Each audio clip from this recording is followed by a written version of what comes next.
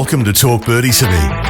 This is Australia's most popular golf podcast with former world number 16 Nick O'Hearn, the only player to beat Tiger Woods twice in match play, and tour pro Mark Allen, who played professional golf around the world for 15 years, including a British Open.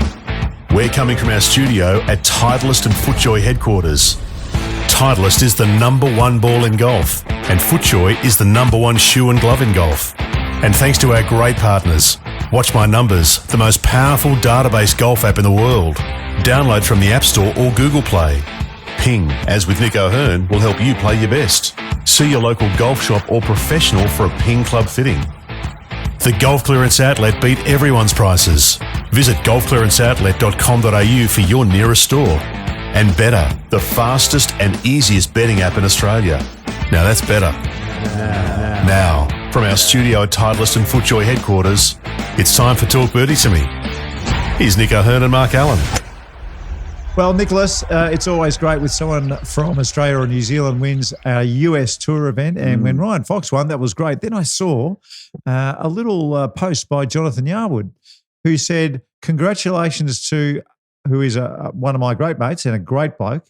And he was talking about Marcus Wheelhouse, and because Marcus Wheelhouse is the coach of Ryan Fox. Yeah, I know. So earlier this week, we spoke about, I can handle coaching somebody with a copybook type golf swing. Well, that's easy, isn't it? But if Ryan Fox walked into any office of mine and asked for some advice, I wouldn't know where to start. So I thought it would be fascinating to speak to somebody who could play himself, but also is a world-class golf coach. And his name is Marcus Wheelhouse. He's over in New Zealand. Nice to see you, Marcus. Nice to meet you guys again after a long time in between, whatever you call it, drinks, golf, whatever you want to say. Yeah, nice to be here. Well, you're looking better as an old man than you did when you were young. I can tell you that. You're looking fantastic, Marcus. Whereabouts are you based there, Marcus, in New Zealand? So I'm at Royal Auckland and Grange Golf Club in Auckland. So obviously, and then I've got another place where I've got some coaches called Akarana Golf Club, and then I've got I'm actually got a third venue down in Christchurch called the Sir Bob Charles Golf Centre, and so I'm involved in that too. So I'm director of teaching at all three of those. Well, isn't that fantastic? I tell you, when the show's finished, I'm going to call you for a loan because it sounds like you're going okay. Now, Marcus, when did Ryan Fox walk into your office? I've been with Foxy for 15 years. So I got approached by his father a number of years, 15 years ago, and sat in this place where he's just turned pro, and so we sort of started the journey there. Wow. Okay. And as Mark said, I mean, when he walked in, is his golf swing, I guess, similar to what it was 15 years ago, or has there been some major or minor tweaks along the way? Because we were talking about it the other day and go, well, maybe we'll just ask him what his putting's like because we're not sure where to start with his golf swing. So how do you sort of attack it from that perspective?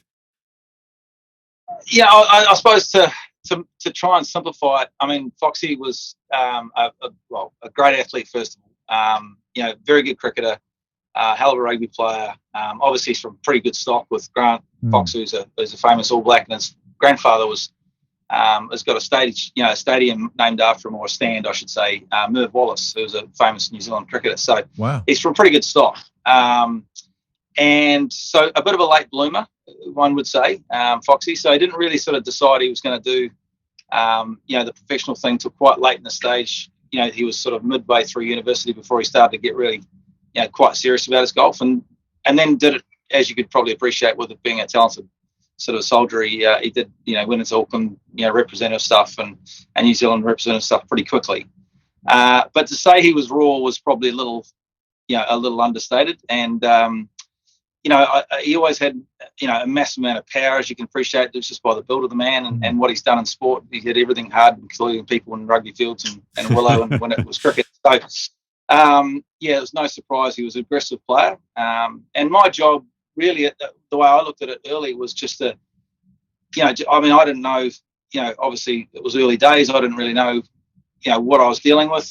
So it was a bit of a suck and see sort of thing. And when you look at where you are as a golfer, you just want them to make a cut and you just want them to start making money. So I just had to try and deal with, a raw talent. I didn't want to get any of his power out of it. I never had it anywhere when I played. And I tell you what, I was pretty in awe when I watched him, smash a 5-iron over 200 metres. So the last thing I wanted to do was slow him down. And then, I just had to get some sort of control. So start path and just a general look of where he could start the golf ball was the first part. And then from there, I just looked through impact and tried to get him an understanding of that. He was and still remains to be a very visual / I don't know what you'd call him. He can change very easily in the way of, just little tweaks can create a really good simple change. And he likes to keep it simple, which I like. I think that's part of his talent / superpower, if you want to call it that. And so that's where I started. I just tried to get the basics of what he did setup wise, what his tendencies were, and work from impacts. Right. So Marcus, we put Sepp Straka up and had a look at his golf swing, and then we put up Ryan's golf swing. And Nick made the point that on the way down, his shaft is online from the second he changes direction, which we think, certainly I do. I think that's, one of the big superpowers in anybody's golf swing. And it comes down, it looks like it's on exactly the same line all the time. Now, when you change the direction of where he could start the ball, did that automatically fall into place, or is that something you've worked on? Oh, look, I think, when you look at the timeline of us, I mean, that's where I started, but there was I suppose, an underlying, I wouldn't say plan, because I probably didn't know, I didn't know what I know now, right? So in that space, but I had an underlying understanding of where, a balanced golf swing was and all that sort of stuff. But I had to deal with a pretty idiosyncratic body as well. So when you look at his feet composition from the ground up, he's got some things, a lot of people don't know, but he rolled his left ankle really poorly when he was younger and in the New Zealand Amateur at New Plymouth, and his left ankle's never been really that great. So that's one of the reasons why it's turned out as much as it is. There's a reason, the functionality part for that.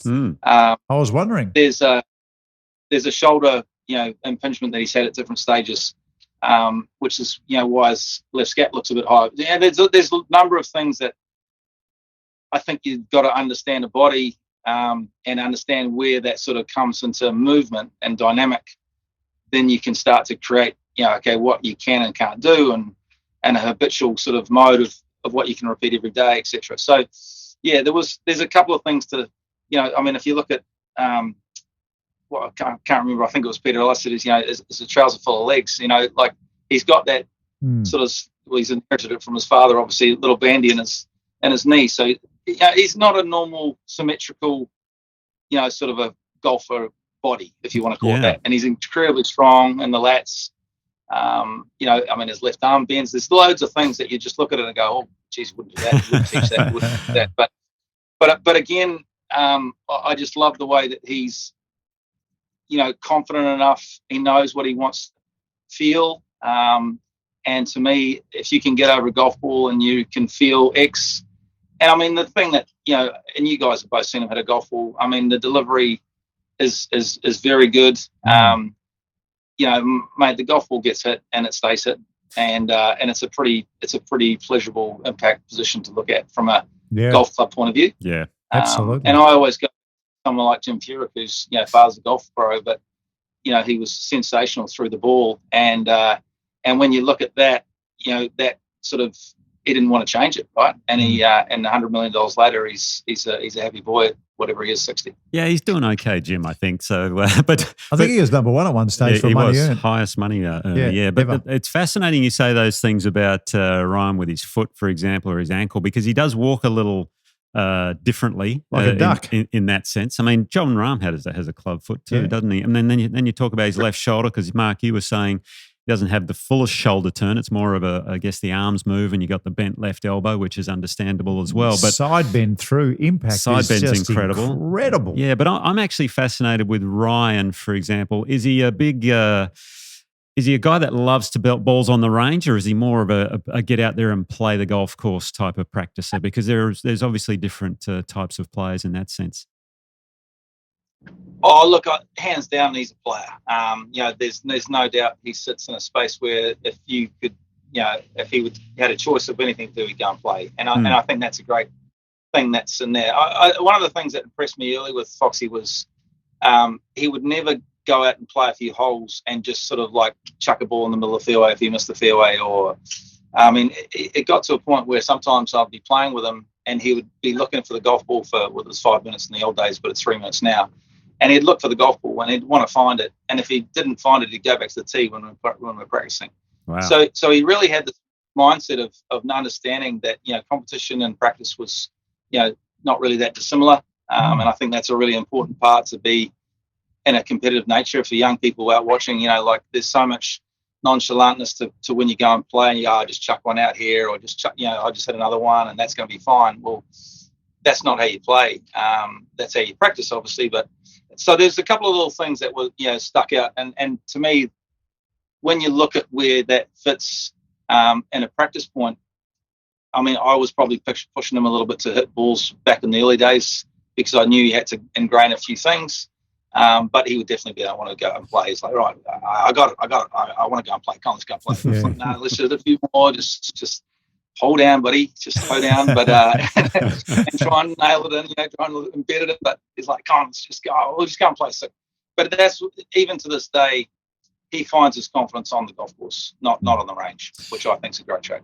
Hey, Marcus, you're right about you've got to actually go and see this guy hit a golf ball. And Nick and I have seen him hit a golf ball live, and it's something special, the ball. It's actually quite frightening. It is incredible. Now, I want to ask you, with a normal pros club setup, I mean, they're all kind of similar, but I'm imagining with him and the way that he launches that ball and the way he swings the club, is there anything unusual in his club setup that we should know about?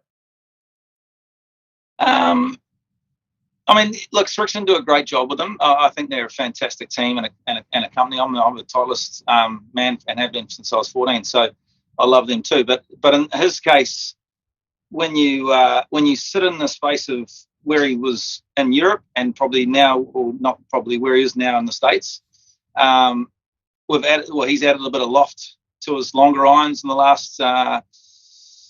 When was it? I think it was about 3 months ago. Yeah. And just to try and get those long irons up a little bit. He does have, some shaft lean, and I think that varies with swing technical sort of side of things, which we're trying to get better at the minute, and a few things around, the conditions he plays in, and he loves getting on his left side. There's a few little traits because he's an incredible wind player, so he loves hanging out on his left side and drilling that golf ball into the breeze. So those sort of things, play into, I suppose, the balance of that.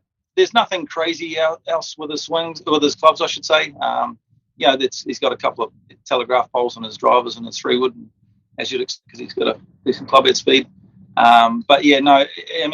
He's always trying to create, like all those great players, that 1 percentile, that little, how can I do things better? And as I said, Strixon do a great job with them. Yeah, I mean, he's always been ball striking wise one of the best I've seen around, especially when you see him live. But I think with Ryan, whenever he has those great results, the short game really kicks in, doesn't it? Especially the putting, and obviously to win on the weekend, he hit that beautiful chip in for the win. Are you doing some work with him on that area, or is he more using some other sort of people? Look, I think how would I say this?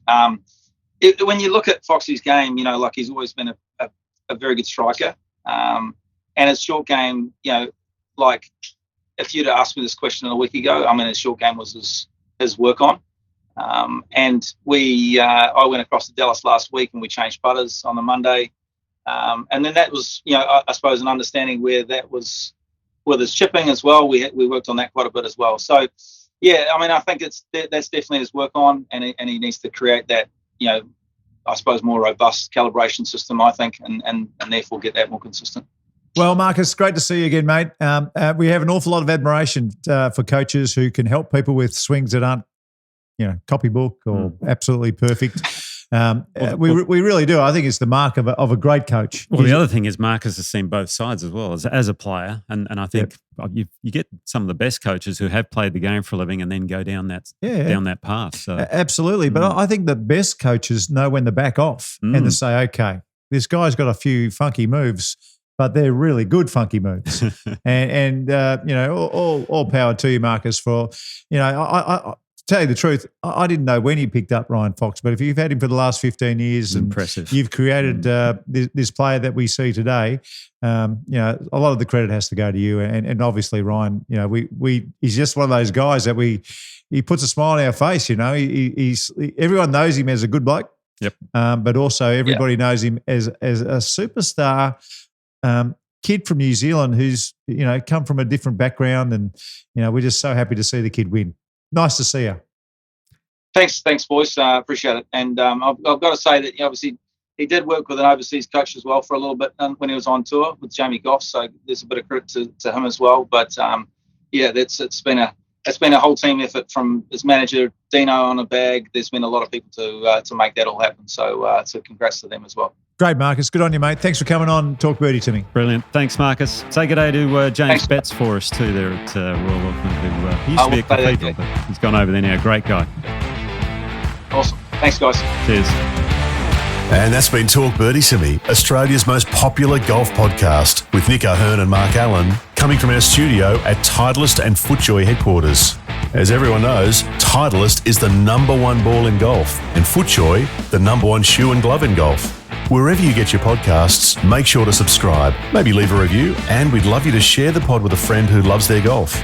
Huge thanks to our fantastic partners. Ping, like they do for Nick O'Hearn, will help you play your best. You can see your local golf shop or professional for a Ping club fitting. The Golf Clearance Outlet always beat everyone's prices. Visit golfclearanceoutlet.com.au for your nearest store. Watch My Numbers is the most powerful data-based golf app in the world. You can download from the App Store or Google Play. And better, they've got the fastest and easiest betting app in Australia. Download from the App Stores today. Now that's better. Keep in mind, what are you really gambling with? But for now, from our studio at Titleist and FootJoy headquarters, thanks for being a part of the show. We'll see you next time.